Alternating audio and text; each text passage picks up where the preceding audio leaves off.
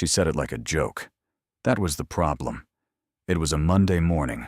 The break room smelled like burnt coffee and leftover frustration, and Paige Harmon was tired in the specific way that comes from doing someone else's work for 3 nights in a row. She leaned against the counter, looked at her colleague, and said it quietly, almost to herself. "Honestly, I could run this company better than half the people upstairs." She didn't see the door behind her. She didn't see the man standing just beyond it. And when she turned around, Reed Calloway wasn't there anymore, which was somehow worse than if he had been. Paige Harmon had worked at Calloway Group for 4 years, and in those 4 years, she had learned one thing with absolute certainty. The people who mattered least were the ones who did the most work. Her desk sat in the middle of the open floor on the 22nd level, surrounded by analysts who kept their heads down and their opinions to themselves. She wasn't like them in temperament, but she had learned to perform the same invisibility. She filed reports. She ran numbers.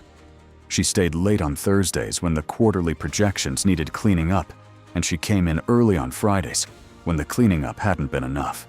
The report she filed had her name at the bottom, but that was the only place her name appeared.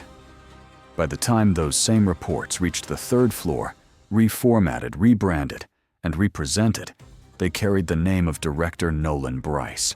Nolan was 41, well-dressed in the way that suggested he spent money on clothes to compensate for spending very little on ideas, and he had a particular gift for standing in front of a room and delivering other people's conclusions as if he had suffered to reach them himself. Paige had watched him do it so many times that she had stopped feeling angry about it. What replaced the anger was something quieter and more corrosive, the steady understanding that nobody above her was ever going to look down. The person she had mentioned this to more than once was Derek Walsh. Derek occupied the analyst desk closest to hers on the 22nd floor, had been with the company for 6 years, and had what Paige considered a rare quality in a corporate environment. He listened without immediately calculating what the information was worth to him, or so she had believed. They had lunch together twice a week, shared a running commentary on Nolan's presentation habits, and split a bag of pretzels every Friday afternoon, with the resigned camaraderie of people who had accepted their exact position in a hierarchy neither of them had designed. She trusted him the way you trust someone you see every day, not because you've tested them, but because you haven't had to. Calloway Group occupied the top 9 floors of a glass tower in downtown Chicago, and Reed Calloway occupied the top of those 9 floors, in the way that powerful men often do, present an effect absent in person. Most employees had never been in the same room with him. He appeared in company-wide announcements and in photographs beside mayors and senators, and occasionally his name came up in conversations, the way weather did, as a force that shaped conditions without requiring explanation. What people knew about him fit neatly into a few hard facts. He was 44. He had built Calloway Group from a mid-size real estate firm into a $200 million investment operation over the course of 15 years. And he was raising a 9-year-old boy named Cody entirely on his own, a detail that circulated in the office not as gossip, but as something closer to mythology, the untouchable man with the inconveniently human footnote. Nobody talked about Cody's mother. Nobody talked about Reed's personal life at all, at least not above a whisper. What they talked about was his decisions, the contracts he terminated without warning, the directors he moved sideways without explanation, the way he could walk through an entire floor of people and make eye contact with no one. He was not cruel. He was simply somewhere else, even when he was standing right in front of you. Paige had exchanged exactly 6 words with Reed Calloway in 4 years. 3 of them were her own name, introduced at a company event she had been required to attend. He had nodded. That was it. That was the full extent of their professional relationship, and she had not expected it to be anything more. So when she stood in the break room on that Monday morning and said what she said, it was not a statement of ambition. It was the particular kind of honesty that only comes out when you're exhausted, and you think no one important is listening. The call came at 10:17 that same morning. Not from Nolan, not from HR. From Reed Calloway's assistant, a composed woman named Carol, who spoke in the measured tones of someone accustomed to delivering news that rearranged people's days. Carol said that Mr. Calloway would like to see Paige on the 31st floor at 11 o'clock. She did not say why. She did not offer any context at all, and when Paige asked if there was anything she should bring, Carol said, "Just yourself," and ended the call. Paige spent the next 40 minutes doing very little work. She reviewed every interaction she'd had in the past 2 weeks, looking for the one that had gone wrong. She thought about the break room. She thought about the door. She told herself it was a coincidence that Reed Calloway did not personally manage the termination of mid-level analysts for offhand remarks about corporate hierarchy. Then she rode the elevator to the 31st floor and understood from the quality of the silence alone that whatever happened next was not going to be routine. Reed's office was not what she had expected. It was large, but not theatrical. No city panorama framed behind a power desk, no wall of awards arranged for maximum impression. There was a drafting table along one side, covered in printed documents, a standing lamp with a warm bulb that made the whole room feel less like a corporate space, and more like somewhere a person actually thought. Reed was standing when she came in, not sitting, and he gestured to the chair across from his desk without greeting her by name. On the desk sat a single manila folder thick with paper held shut by a metal clasp. He did not open it immediately. He looked at her for a moment in the way that suggested he was confirming something he already believed. Then he set one hand flat on the folder and said, "You said you could run things better. Here's your chance." He opened the folder and turned it to face her. The project was called Meridian. It was a full restructuring initiative valued at $200 million, involving 3 commercial property portfolios and a network of regional investment partners. It had been assigned to 3 different directors over the past 14 months. All 3 had failed to move it past the preliminary phase. The folder was dense with reports, financial models, and internal correspondence, and somewhere in that density was the explanation for why a project of that scale had stalled for over a year. But Reed did not offer the explanation. He simply watched her read the cover sheet and said, 48 hours. Let me know. He said nothing else. He did not walk her out. Paige picked up the folder, stood, and left the room carrying something that felt much heavier than paper. She had 48 hours, and she used the first 6 of them trying to talk herself out of it. The logic against accepting was straightforward. Meridian had already ended 3 careers. The project existed in a space where visibility was guaranteed, and failure was the established pattern.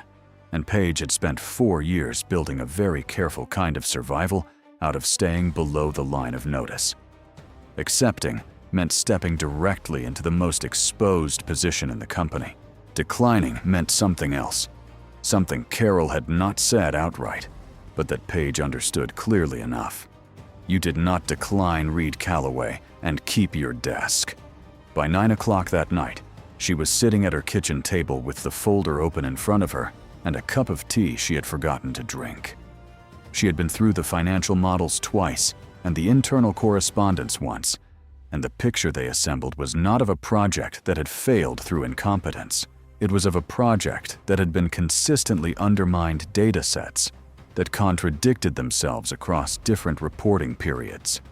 Projections that had been revised downward in ways that didn't correspond to any market shift approval chains that looped back on themselves in patterns that only made sense if someone had deliberately made them loop. The 3 directors hadn't failed Meridian. Something inside the company had failed it for them. Paige turned to the last page of the internal correspondence section, and there, in an email thread that had been buried under 12 subsequent chains, was a single line in a response from a regional partner that no one had flagged, no one had followed up on, and no one apparently had understood. She read it 3 times. Then she closed the folder, set both hands flat on the cover, and stared at the wall for a long moment. She picked up her phone and sent one message to Carol's office number, "I'll take it." Then she turned the folder back open and started from the beginning. The temporary workspace Reed's assistant had arranged for Paige was a glass-walled room on the 28th floor, small enough that she could see both doors from her chair and far enough from Nolan's territory that the distance felt intentional. She had been given a laptop, a security badge with limited access clearance, and a single point of contact in the IT department, named Gary, who responded to her requests with a politeness that never translated into actual results. On her first morning inside Meridian's full file system, she requested access to the regional partner transaction logs. Gary told her the request needed departmental authorization. She asked who needed to authorize it. Gary said, "Director Bryce." She did not go to Nolan. She already knew what that conversation would produce: a smile, a sympathetic tilt of the head, and a delay that would stretch into weeks. Instead, she worked with what she had: the documents already in the folder, the financial models she could access through the standard analyst portal, and the buried email thread she had found the night she accepted. The thread pointed toward a pattern in the data that wasn't random noise. Someone had been making small, deliberate adjustments to the projected revenue figures across 3 of Meridian's target properties, not large enough to trigger an automatic audit flag, but consistent enough when you laid them side by side to push the entire project's viability score below the internal threshold for continued funding. Whoever had done it knew exactly where the threshold sat. She mentioned none of this to Derek when they crossed paths in the hallway on her 3rd day. He had asked how the new assignment was going, and she had said, "Fine," in the tone that means nothing, and he had nodded and moved on. She was not ready to show what she had found to anyone yet, but she registered as she walked back to her workspace that she had automatically considered telling him, and that the consideration itself said something about how much she had come to rely on that particular kind of trust without ever examining whether it had been earned. Nolan did not approach her directly. He operated through the floor's ambient social temperature, instead the way certain colleagues stopped making eye contact, the way her requests to the shared resources team began taking twice as long to be answered, the way she arrived one morning to find her security badge had been deactivated overnight and required an hour-long process to restore. None of it was provable. All of it was effective. She was being made to feel like a person who had wandered somewhere she didn't belong, and the sensation was familiar enough that she recognized it without letting it stop her. It was on a Wednesday afternoon, 11 days into the project, that the door to her workspace opened and a 9-year-old boy walked in, carrying a backpack that was clearly too large for his frame, and a look of mild curiosity that belonged entirely to his father. Cody Calloway stood in the doorway, assessed the room, assessed Paige, and determined with the efficiency of a child who spent a lot of time in adult spaces that she was probably not dangerous.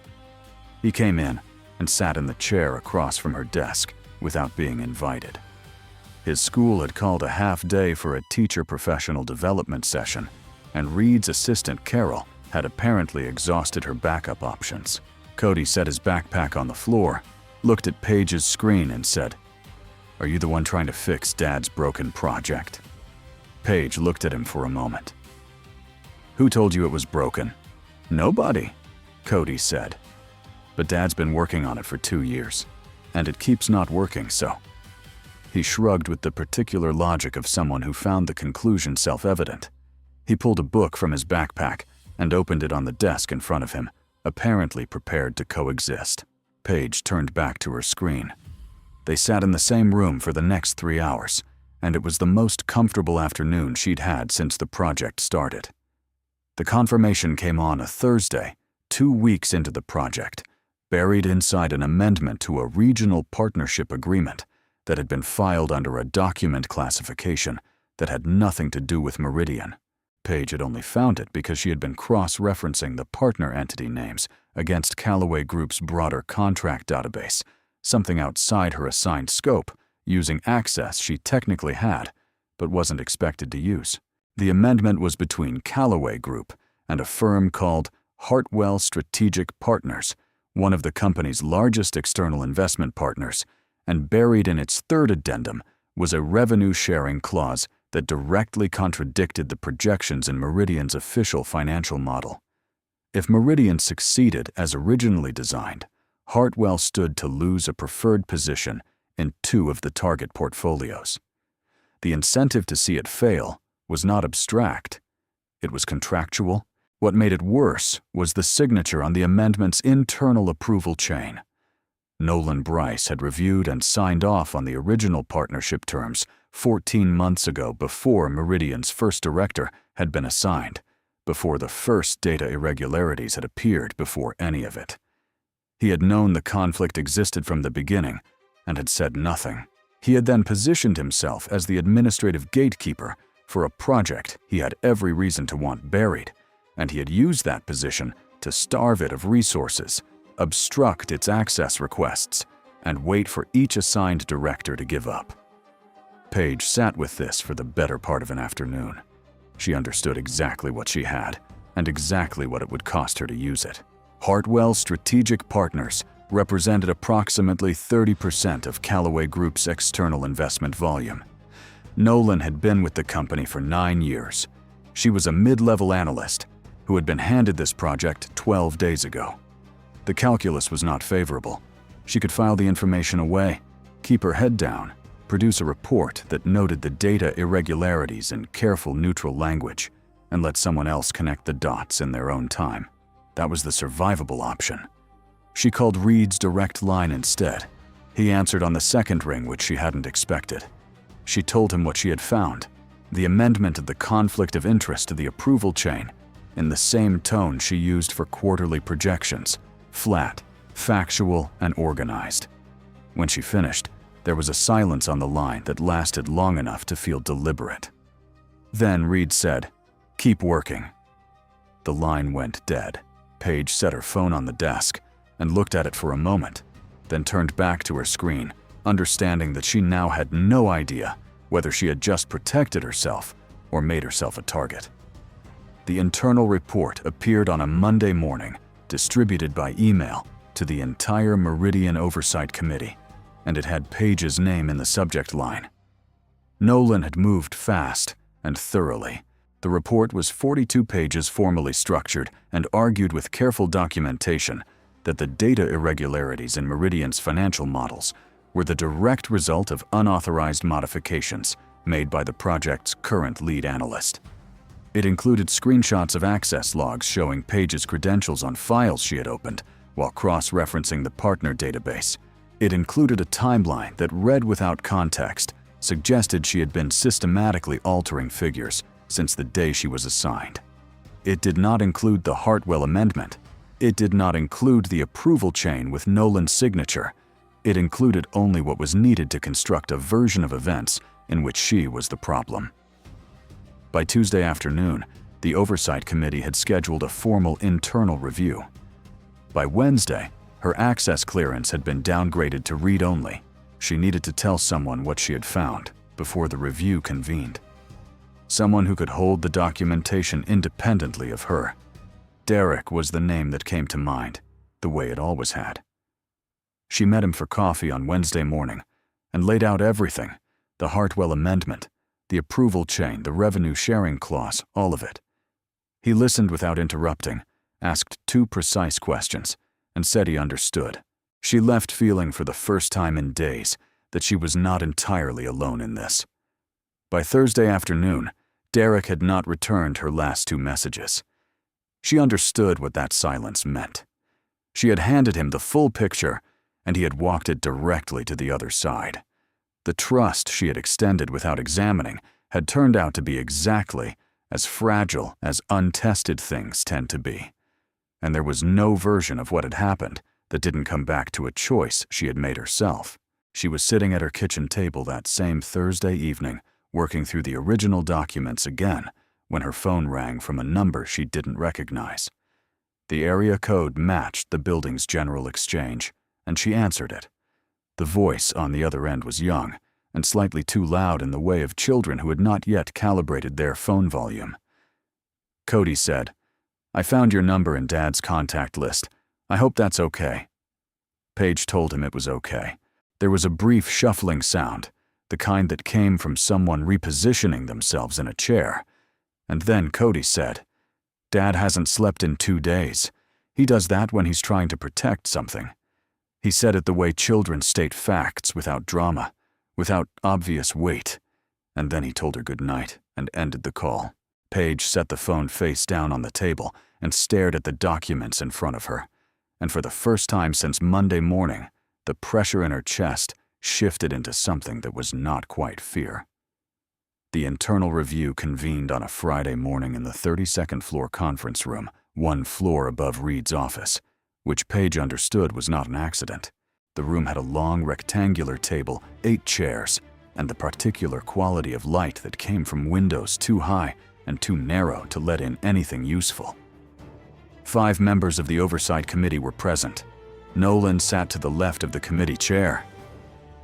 Reed sat at the far end of the table, and when Paige came in, he was looking at the window.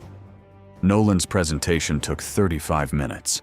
It was polished in the way his presentations always were, the data arranged for maximum clarity, the narrative clean and uninterrupted, the conclusion delivered with the exact level of reluctant disappointment that suggested he took no pleasure in it. He used the word irregularities 9 times. He used Paige's name 14 times always, in the same grammatical position, subject of an action agent of a disruption. The committee asked 3 questions, all of which Nolan answered, before Paige had the chance to respond. When it was her turn, she placed every original document on the table in order the buried email thread, the cross-referenced partner, data, the Hartwell amendment, the approval chain with Nolan's signature. She walked through each one without editorializing, the same way she would present a quarterly model. The committee read in silence. 2 members exchanged a look. Nolan's expression did not change in any way that would have been visible to a camera, but his right hand moved from the table to his lap. Reed at the far end had not moved and had not looked away from the window. The committee chair looked at the Hartwell amendment for a long time and then said that the review would need to be continued pending additional verification of the documentation Paige had submitted. She asked if Paige could confirm the chain of custody for the original files. Paige confirmed it. The chair nodded and said they would be in touch within 72 hours. Then, almost as an addendum, she asked Paige to surrender her access badge while the review was ongoing. Standard procedure, she said. Paige set the badge on the table. She picked up her documents, put them back in order, and walked out of the room. She rode the elevator down alone, and when the doors opened on the lobby level, the building's noise foot traffic phones, the ambient hum of 200 people doing their jobs, came at her all at once, and she walked through it and out through the glass front doors without stopping. She did not look back at the building. There was nothing to see. The weekend passed the way bad weekends do, not with drama, but with silence. Paige's apartment was a 1-bedroom on the north side of the city, close enough to the lake that on clear mornings she could smell the water. She had always found that detail comforting. That Saturday, she did not find it comforting. She sat at her kitchen table with the same documents she had carried out of the conference room, organized them twice, and then put them in a folder, and set the folder on the shelf above her desk because there was nothing left to do with them. She had made her case. The case had not been enough. The final approval signature on the data modification chain carried her credentials, and until the committee verified the original file timestamps against the server logs, her documentation proved motive, but not innocence. She checked her phone more than she should have. Nothing from Reed. Nothing from Carol. Nothing from anyone at Callaway Group except an automated email informing her that her building access had been suspended pending review, which she already knew because she no longer had a badge. On Sunday afternoon, she made a pot of coffee, drank 2 cups standing at the kitchen window, and watched a family in the building across the street eat lunch at a table by their window. She did not think about what came next. She had gotten very good over the years at not thinking about things she couldn't move. Monday came with news she had not expected to receive the way she received it, through a former colleague who sent a brief, carefully worded message saying that Callaway Group had issued a press statement that morning announcing the suspension of the Meridian Initiative and the termination of its strategic partnership with Hartwell Partners, pending a regulatory review of Hartwell's investment practices. The statement was formal and said nothing about internal misconduct. It said nothing about Nolan. It said nothing about Paige. By Monday afternoon, a second message from the same colleague confirmed what she had already guessed. Nolan Bryce had been quietly separated from the company. No announcement. No explanation. His name had simply stopped appearing in the internal directory. Everything she had argued in that conference room had been confirmed. The data manipulation was real. The conflict of interest was real. The partnership termination was real, and her name appeared nowhere in the resolution of any of it. She had built the case, laid it out, and walked out of the building, and the machine had run the rest without her. She understood intellectually that this was how these things sometimes worked. It did not make the kitchen feel any less quiet. She was sitting on the couch that same Monday evening, not doing anything in particular, when someone knocked on her front door. She was not expecting anyone. She looked through the peephole and saw the top of a child's head. When she opened the door, Cody Callaway was standing in the hallway with his backpack on, and a small USB drive held between his index finger and thumb extended toward her like an offering. He was alone.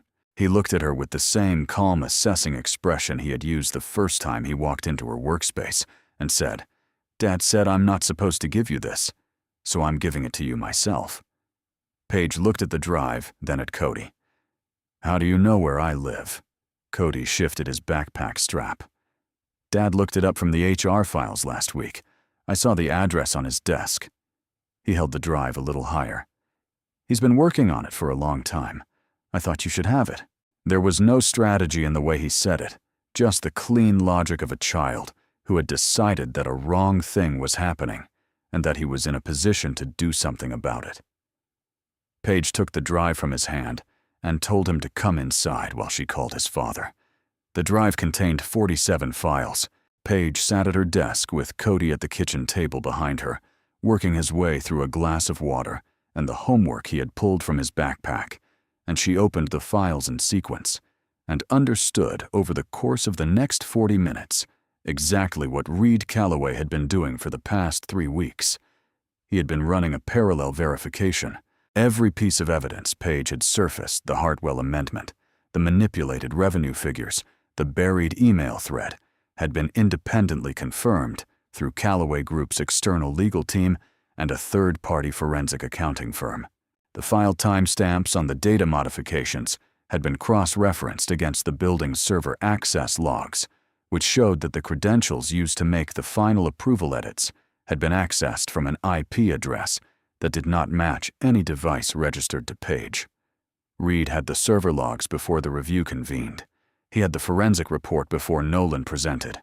He had gone into that conference room already knowing that Paige's documentation was accurate, and that the signature on the modification chain was fraudulent, and he had let the review proceed anyway, without saying a word, without looking at her, without giving her any signal at all. She sat with that for a long moment. Then she called Reed's number. He answered on the first ring. She said, "Your son is at my apartment." There was a brief sound on the line, the shift of a chair movement. He said, "I know. I saw the address on my desk was gone this morning along with the drive.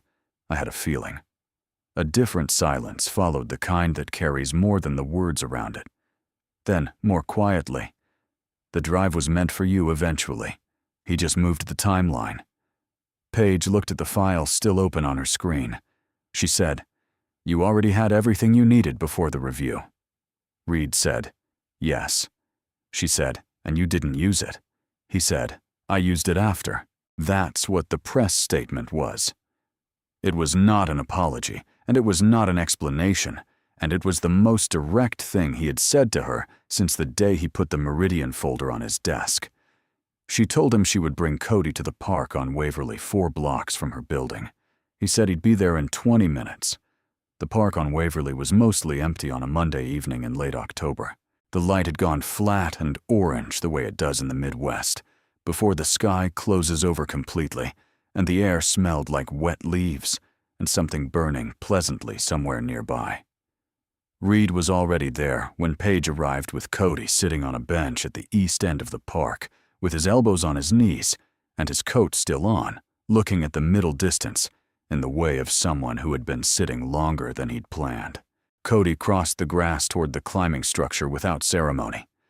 Reed watched him go, then looked at Paige as she sat down on the same bench, not close, leaving the space between them unoccupied. She did not start with the conference room or the drive, or Nolan. She asked him why he had given her the project in the first place, not as an accusation, just as the question she had been carrying since the morning Carol called. Reed looked at Cody on the climbing structure for a moment. Then he said that he had known about the Hartwell problem for 5 months before the Monday she'd made her remark in the break room. He had suspected the data manipulation was internal and had spent those 5 months trying to identify who was responsible without alerting them. He had needed someone who would work the problem honestly, and visibly someone who didn't know enough about the internal politics to navigate around the trap, and who was stubborn enough not to stop when the resources dried up. He said that he had watched her work for 2 years. Not the reports with Nolan's name on them. Her work, the actual models, the actual source, documents, the revision histories in the system that still carried her original formatting, even after Nolan had stripped her name from the cover pages. Paige looked at him. You needed someone who would find the problem and make enough noise that Nolan and Hartwell would accelerate their response. Reed said, I needed someone who would find the problem because it was there, not because I asked them to find it. It was a distinction that mattered to him. She could hear it in the precision of how he said it, the same way he said everything. She thought about the conference room. She thought about his hand, flat on the table, his eyes on the window, the badge sliding across the surface toward the committee chair. She said, You could have told me. Reed said, If you had known, you would have performed. I needed you to just work. She had no argument for that. The part that stayed with her was not the strategy. It was the 2 years of watching revision histories in a file system reading the actual work underneath the name on the cover. That was not the behavior of someone who thought she was disposable. Cody called from the climbing structure that he'd made it to the top, and Reed lifted one hand in acknowledgement without looking up. The sky had shifted from orange to a flat, darkening gray while they were talking. Paige turned the USB drive over in her jacket pocket. She thought about 4 years of quarterly projections. She thought about the kitchen table at 9 o'clock at night and the cup of tea she had forgotten to drink. She thought about the email she had sent to Carol just herself in the dark, with both hands on a folder, and she understood that whatever Reed had calculated when he handed her that project, the thing she felt sitting on this bench was not resentment. It was something more uncomfortable and more durable than that. It was the feeling of having been seen clearly from a distance for a very long time, by someone who had not said a word about it until now. Paige returned to Callaway Group on a Wednesday morning 3 weeks after the conference room. She did not return to the 22nd floor. Her new office was on the 29th, a permanent workspace, not glass-walled, with a door that closed and a window that faced north across the city. Her title had changed. So had her access clearance, her reporting structure, and the scope of what she was authorized to do. Meridian had been formally relaunched the previous week under revised terms, with Hartwell removed from the partner structure entirely, and 2 of the 3 original portfolio targets reinstated. She was leading it, not managing it from below, not supporting someone else's name on the cover page, leading it with her name at the top of every document, from the first page to the last. The morning she came back, she went to the break room first, the way she always had.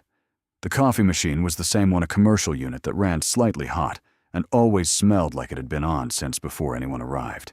She poured a cup, stood at the counter, and looked at the room, the same table, the same chairs, the same cork board on the wall, with its layered accumulation of notices and schedules and things people had meant to take down.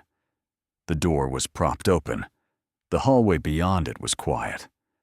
She heard footsteps in the hall, unhurried, deliberate, and then they slowed almost imperceptibly just outside the door. They did not stop.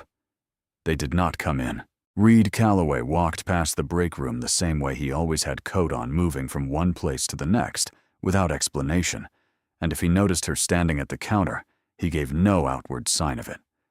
But the footsteps had slowed. She had heard it. She turned back to her coffee and took a sip, and the room felt different than it had the first time she'd stood in it. Not warmer, not simpler, but inhabited. The door was open. She knew who was on the other side of it. That was enough.